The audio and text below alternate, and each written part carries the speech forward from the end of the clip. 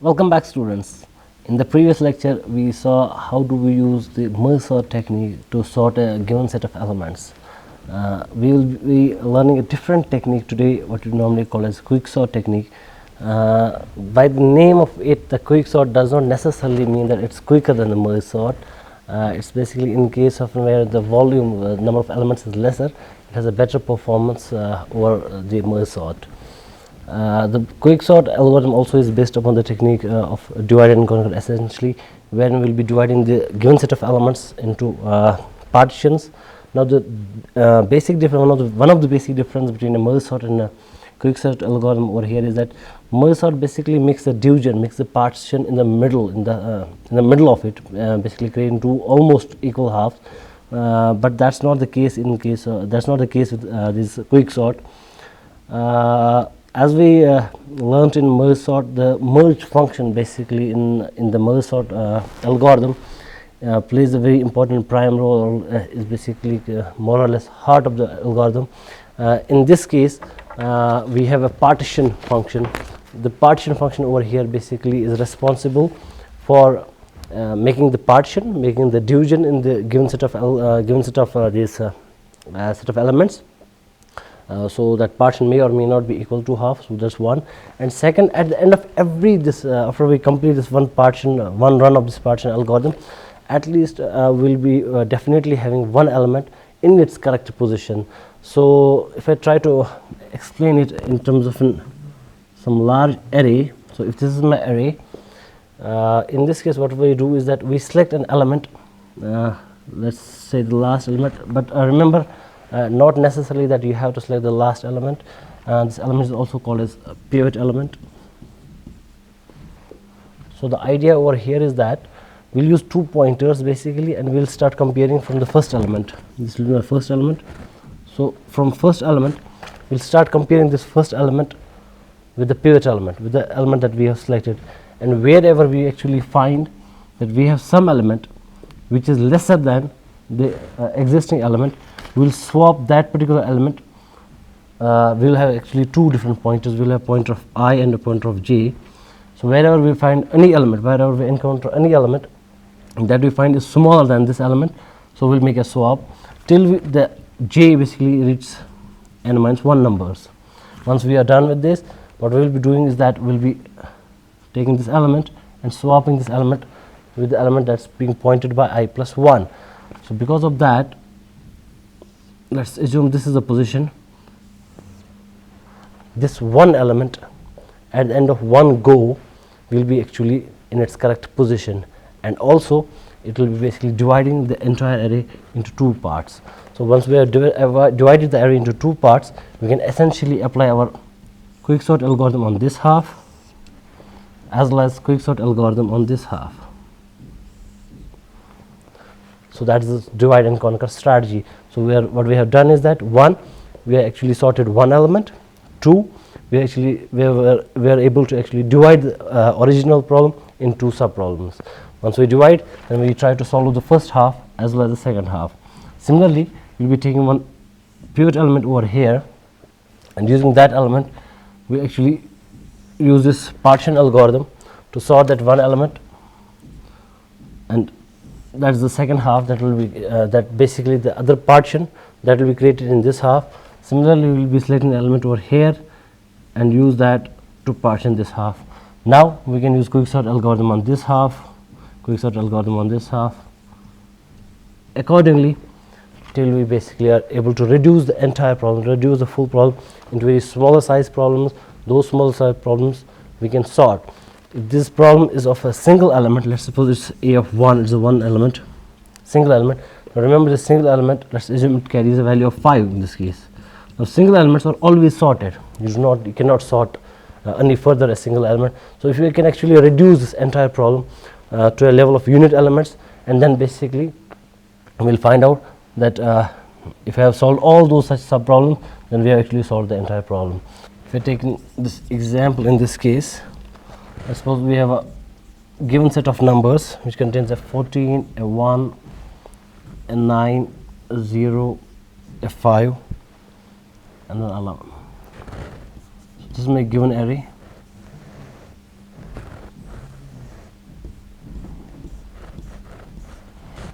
This is the array. Now I'm using basically two more indexes over here. P will be pointing to the first element and R will be actually pointing towards the last element. So essentially this is my P, the first, and this is my R here, the last element. If we have a look at the algorithm, we are first selecting our pivot element. Pivot element in this case, in this particular version of the algorithm, I'm taking as the last element, but I reiterate again that it's not necessary that every time you can always take the first element as a pivot element, or you can take some other middle element as a pivot element, or you may take the last element as the pivot element. So here my pivot element X, I'm storing A of R, which is actually pointing to the value 11. So this is my pivot element in this case. Next I'm using two indices basically, where an index is an I. Basically this is pointed, since P is pointing to the first element, this is position number 1, position number 2, position number 3, 4, 5 and a 6th position. So my P is basically pointing to the first element. My I, this index, actually it will be pointing to something called as P minus 1. It's actually here somewhere.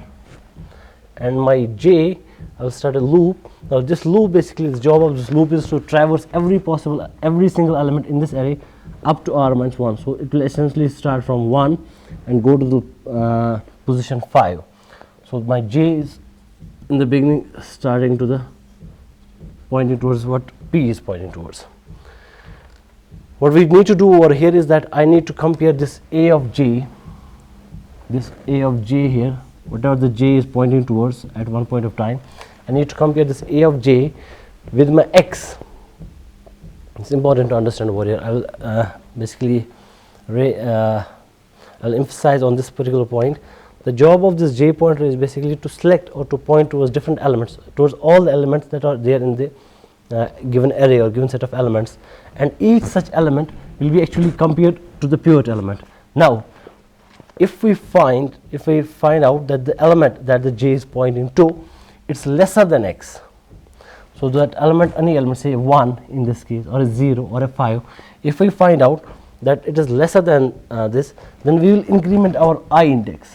So I will be basically incremented by 1 actually to point out to the next location, to the next element, and then we will actually swap the two elements, A of I and A of J. Whatever I and J is pointing towards, we will make a swap between A of I and A of J. Let's see in this example how it will work. I make a comparison of if A of J here is basically pointing towards a 14, is less or equivalent to X. Now my X here, less or equivalent to X contains 11. The condition over here is basically false. Since the condition is false, we are not basically executing this particular condition, and we are actually going back to the loop for the next iteration. When I make the next iteration, the J gets incremented by 1. Once I increment the J by 1, now my J is pointing towards second element. No change in I, just the J is getting incremented by 1 because of the loop. I again make the comparison. If A of J now is pointing towards 1, A of J here is pointing towards 1, is that less or equal to 11? The pivot element, the comparison is between the A of J and the pivot element. The condition in this case happens to be true. Now if the condition is true, what we need to do is that we need to increment our I by 1. So I will increment my I by 1. So I will now be pointing towards the first element. Once I make the necessary increment, I'll be making an exchange, I'll be making a swap between A of I and A of J. So I will swap A of I with A of J. I here is basically pointing towards 14, and my A of J is pointing towards 1. So I'll make the next necessary exchange. What I'm going to do over here is that I'll change the position of these two elements, and we're done. We'll increment the loop. J now points to the next element. It's my J now. Again, once we are inside the loop, we'll make the necessary comparison between A of J and an X. A of J is now pointing towards 9. Now my A of J here points towards 9, and my X, the pivot element, is 11. So again the condition is basically true. In this case 9 is actually less or equivalent to 11. So I'll make an increment towards for I I will be now pointing towards my next element. We'll make the necessary exchange between a of I and a of j. Once I make the necessary swap or exchange, 9 will come over here and 14 will go to location 3. Again, we are still in the loop, so j will be incremented and j will start pointing towards the next element. This is my j in this case, and now the j is pointing towards a 0. We'll again make the necessary comparison between a of 4, which is 0, and a of 6 or which is an 11. Since the condition is true, because a of j is right now pointing towards a 0 element, so in this case again you can find out that 0 is less or equal to 11, which is true. So I'll make the necessary swapping in this case. To make the swap, what I need to do is that I'll be first incrementing the I. I will now point to 14. After the increment, once we are done with the increment, we'll exchange the two. So 0 will be now shifted to this, and a of 4 will now point towards 14. We are not still done with the loop, because loop has still to go one element, so we'll make the next increment in the j. In this case, my j will start pointing towards my 5. Again, we'll make the necessary comparison between a of j and the x. Since a of j is at this point of time is now pointing towards a 5, so the condition happens to be true in this case, so we'll make the necessary swap. But before I make the swap, I need to increment my I. So I will now be pointing towards 14. Make the necessary swap between a of I and a of j. So my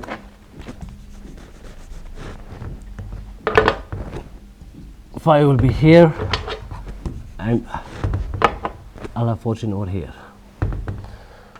Once j reaches this point of r minus 1, which is 5 in this case, we exit this loop, because we are done with the loop. We have exhausted all possible elements. Once we come out of this loop, we have to exchange now a of I plus 1. Now in this case, a of I is pointing towards location 4, so a of I plus 1 will be pointing towards location 5. This is the location which basically contains the value of 14. We'll make necessary swap between a of I plus 1 and a of r. A of r actually is my 11, or the pivot element. So what I will do is that I will make a swap here. This is my pivot element, and this is my a of I plus 1. Once we make this particular swap, then we can return the index back to the calling function of quicksort. Now what we need to understand is that after the completion of one go of this particular element, this 11 stands sorted. This particular element now is in its correct position, and more importantly, it has divided into two parts, not necessarily two equal halves, but two parts. Two partitions have been created, and one of the very important point about these two partitions is that all the elements towards the left of this particular element, all the elements towards the left of this are either less or equivalent to this particular element. So you can find out that every single element that's present over here is either less than 11 or is equivalent to 11. So all these elements on the left hand side are less or equivalent to 11. That's very important in this case. And all the elements there on the right hand side are necessarily greater than the pivot element. This is how basically your partition function works.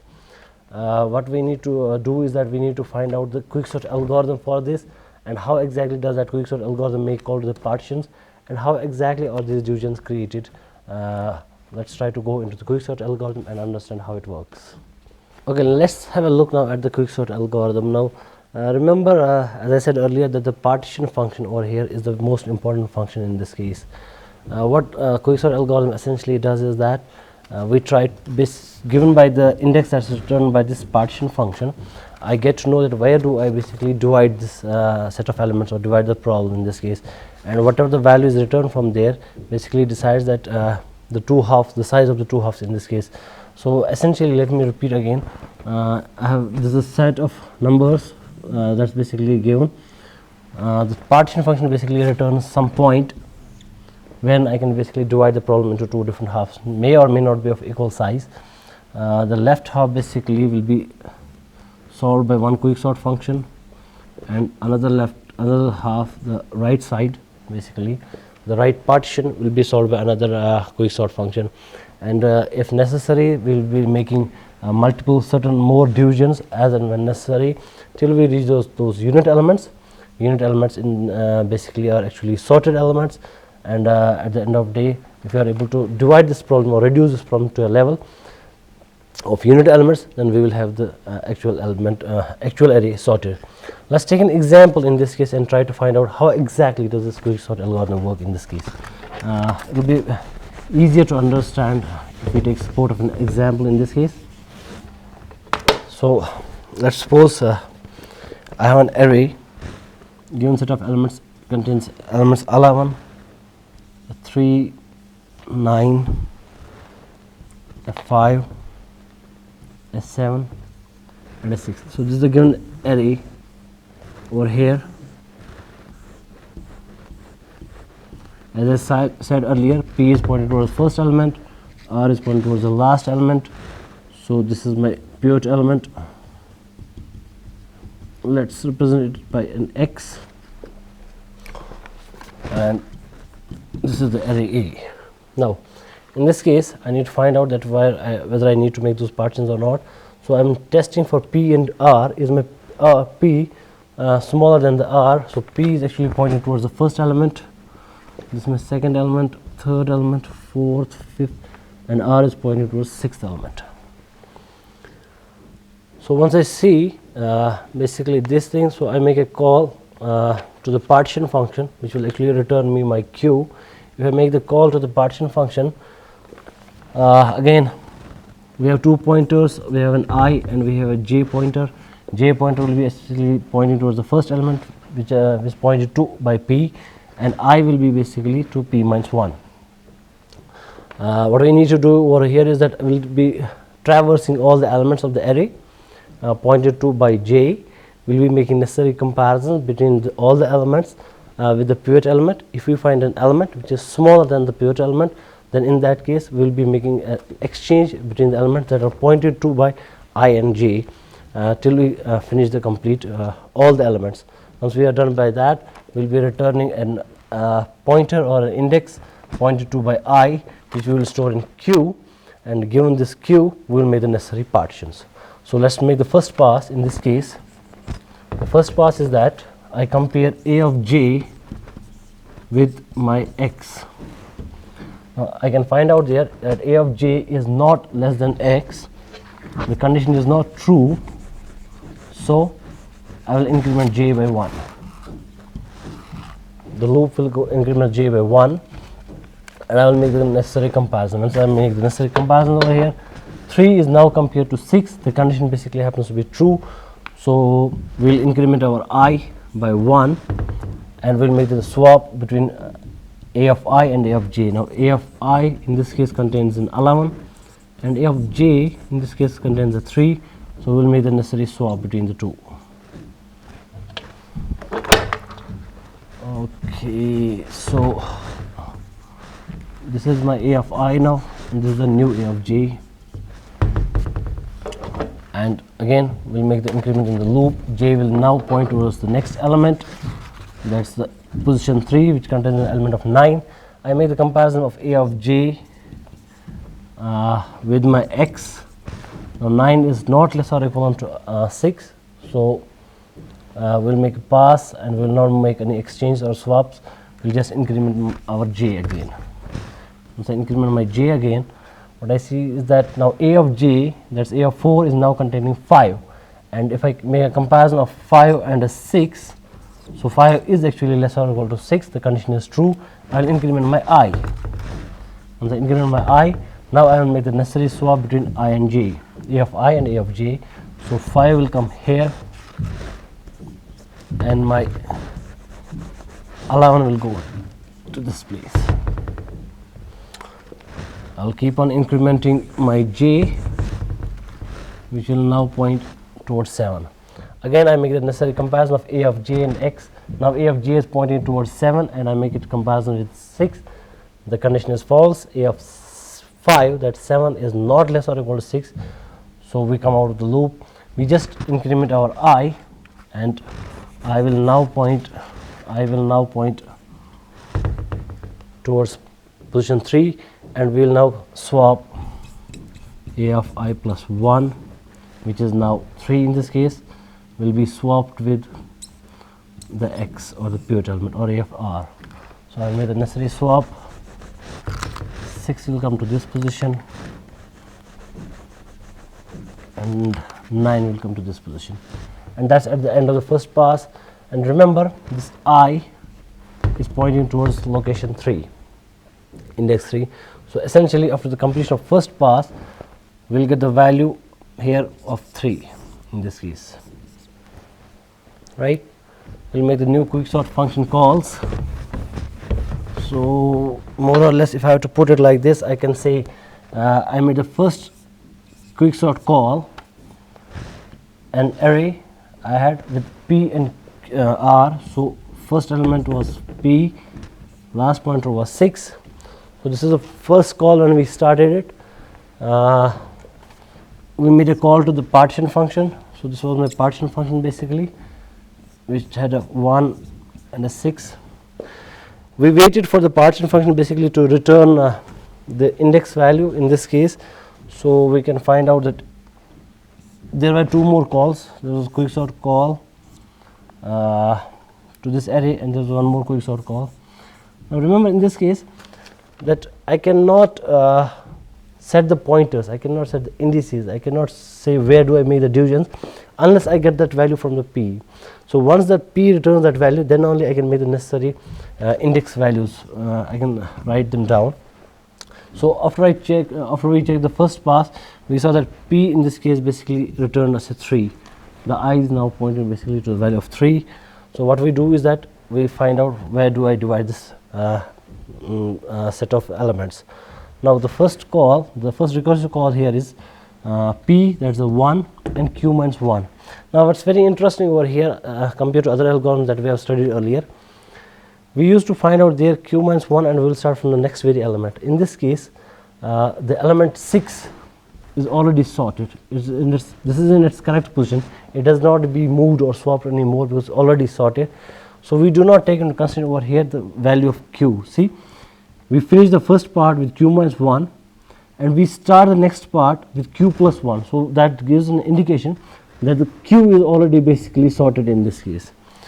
So what I am doing over here is that it starts with a p, that's a 1, and q minus 1. Now 3 minus 1 is my 2, element number 2, and the other call to the quicksort function is q plus 1, that's 3 plus 1 is my 4, and my r is just 6. So division is basically, this is the point where we have divided. Now this is the left half and this is the right side. What we need to do is that we'll make now quicksort call to this half and we'll make the quicksort call to this half. When I make the quicksort call to this half, so it will go to the partition basically with 1 and 2, then its own quicksort calls. Let's first complete the partition call, then we will complete the quicksort calls. Likewise we will do with the rest of the elements. Once I make the partition calls over in this case, so we have 1 and 2. What we do is that my I in this case, my 5 is my pivot element, this is my x, this is my new pivot element. My j is pointing towards the first element and this is my I. We make the necessary comparison of a of j with an x. Is this smaller than the 5? Now what I can find out that is a of j. It's very interesting to see over here how it works, because since we have only a single element in this case, so let's see how it works. A of j is at this point of time pointing towards a 3, value of 3. I make a comparison of a of j with my pivot element, so I find that 3 is actually less than 5. The condition is true. When the condition is true, what I need to do is I need to make a swap. But between which 2 elements do I need to make the swap? Before I swap, I need to increment my I. So I increment my I and I find out what an interesting fact, that both I and j, they are actually pointing towards the same element. So it is a single element which is represented by a of I and a of j. Since both the pointers, both of these indices are pointing towards the same elements, gives us an indication that it is a single element, and single elements are always sorted. That's where we have learned. So this element is already sorted in this case. So once this element is sorted, what we need to find out over here is that I go the loop gets completed because j has traversed all possible elements. That's a single element in this case. J has traversed all the elements, and it basically will now return its next value. The next value it will return over here is that I plus 1. Now what's that I plus 1 will be pointing towards 2. I can find out over here is that the partition element that it transfers over here, I'll put it here, is 2. This is the element that the partition has returned me back. So my essentially call will be here P, which is pointing towards my 1, and Q minus 1, which is also Q minus 1. Q minus 1 basically it has returned a value of 2, minus 1 basically is a one single element. So it's a one single element, quicksort of 1 and 1. It's a one element that's both the pointers are pointing towards.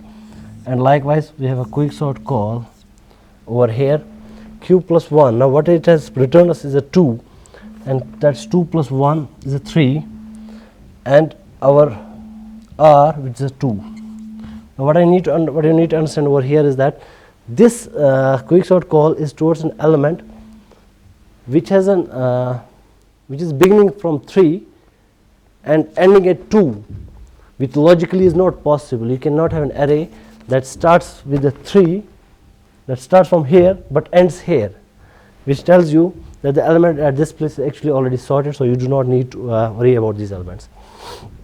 If we look at the other half of this side, this is one side basically, this is already sorted. If I look at the other half of this here, so it will make the partition call first. When it makes the partition call here is between over here my 4 and my 6. Now my element 4, index 4 is pointing towards this element and 6 is pointing towards this element. I will select my new pivot element. The new pivot element in this case,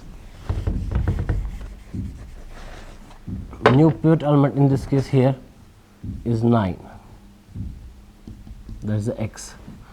J will now be reset and will start pointing towards the first element, and I will be pointing towards P minus 1. That's here. But this is my new P in the half, and this is my new R.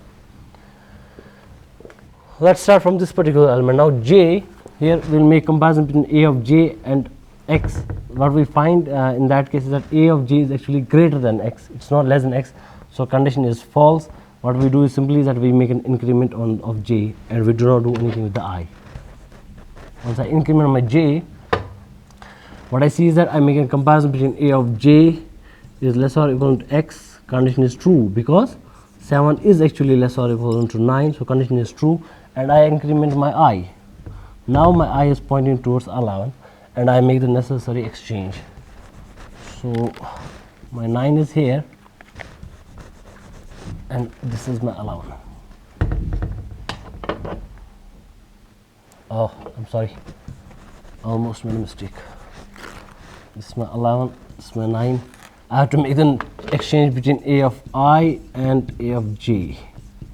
So this is my I, this is my A of J, so I'll make a swap. This is 7 and this is 9. Now that J is pointing towards an element which is R minus 1, that gives an indication that it has already exhausted all its options. It has traversed all the possible elements. What I do is that I take the next element, I return the pointer. The pointer in this case happens to be my I plus 1. I plus 1, I is currently pointing towards 4. It will now point towards my 5. That's I plus 1. So it should now return me a 5, which gives me a quicksort call of element over here P, which is a 4, and Q minus 1, which is a 5, but 5 minus 1 will be again a 4, which is a singleton element, in this case this 7, and there will be another quicksort call that will be between p1 and 1. That's 5 plus 1, that's a 6, and r, which again is a 6, which again points to a singleton element. But you can find out here in this case that by the time we reach these last elements, we have already a sorted array in the form of a 3, 5, 6, 7, 9, and 11, which is a sorted array. This is how exactly your quicksort algorithm works. About the complexity of this algorithm, we need to understand that every time the J has to traverse all the possible elements, that gives an average of an order of n comparison, order of n moves that it has to make, and we need to find out the divisions. Now the divisions can be tricky in this case. We can have divisions of like this, wherein it gets divided into two equal halves, and both the halves basically get so equal number of levels of divisions we get, or else we may have a division of something like this,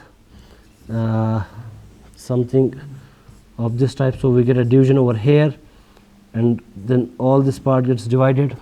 Next division we have one element here, and all the rest of the array is here, and we get one more element, and all the rest of the array is here. So it may work like that, whereas we again will be having some order of n, which will give us a total of order of n square in worst case. And if we have an equal division just like this, then it will be in terms of an n log n. I hope you understood how exactly quicksort algorithm works. This was the last topic in divide and conquer strategy. In the next lecture we will take a different topic. Till then, take care.